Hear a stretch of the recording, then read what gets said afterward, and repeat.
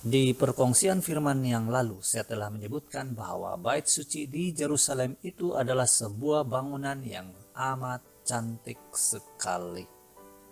Seorang sejarawan yang bernama Josephus, berbangsa Yahudi, dia hidup sewaktu Rasul Paulus masih hidup, mencatatkan bahwa ada satu laluan diraja, Royal Walkway, di sebelah selatan bait suci itu, mempunyai 162 tiang-tiang yang besar dan tinggi.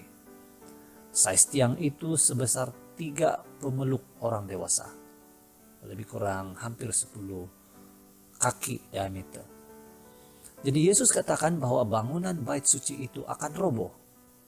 Jadi murid-muridnya menyangka bahwa jika bait suci ini roboh, maka itu adalah zaman akhir ataupun akhir dunia ini.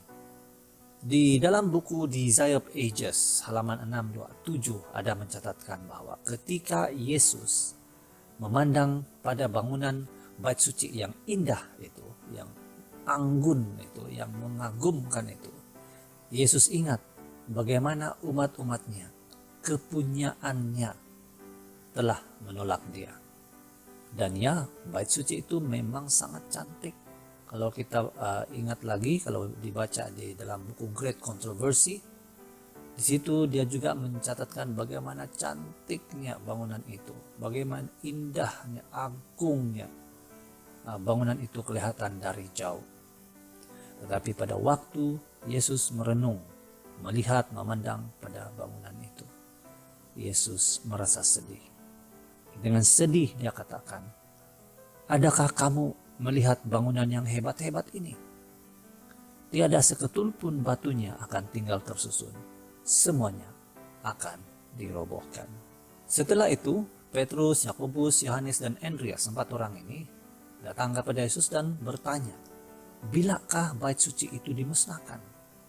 Dan mereka juga terus bertanya, apa tanda-tanda sebelum perkara itu terjadi. Respon Yesus terhadap pertanyaan ini terdapat dalam Markus pasal 13 ayat 5 sampai 13.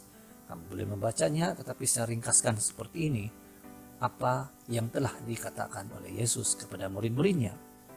Yesus memberi amaran kepada para murid-muridnya tentang apa yang akan terjadi kepada mereka sewaktu mereka melakukan pekerjaan Tuhan selepas dia diangkat nanti ke surga. Dan ini adalah tentang masa depan murid-murid itu. Dia foretell, dia telah meramalkan, dia telah menubuatkan apa yang bakal terjadi selepas itu.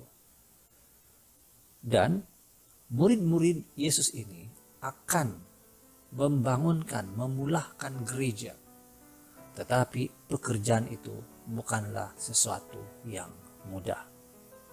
Mereka akan diserang, dicederahkan, malah dibunuh, disiksa, dipenjara. Dan Yesus memberitahu mereka, dan khususnya kepada 4 orang muridnya ini, bahwa itu akan terjadi di masa depan mereka. Seperti saya katakan tadi, ini adalah ramalan, ini adalah prophecy. Yesus juga mengingatkan supaya mereka jangan tertipu daya kepada Mesias-Mesias palsu, ataupun jangan risau karena dia akan mengutus Roh Kudus untuk menolong dan membimbing mereka. Roh Kudus itu akan memberitahu mereka apa yang harus dikatakan di tempat dan di waktu yang tepat. Walaupun mungkin ada ketikanya saudara dan ahli keluarga menentang dan menolak mereka. Sebagai penerapan untuk kamu dan saya pada hari ini, Yesus tidak mahu para pengikutnya yang dahulu dan yang sekarang takut dan risau tentang masa depan. Kita harus memerhati tanda-tanda dan setia menunggu kedatangan Yesus Kristus. Roh Tuhan akan melindungi.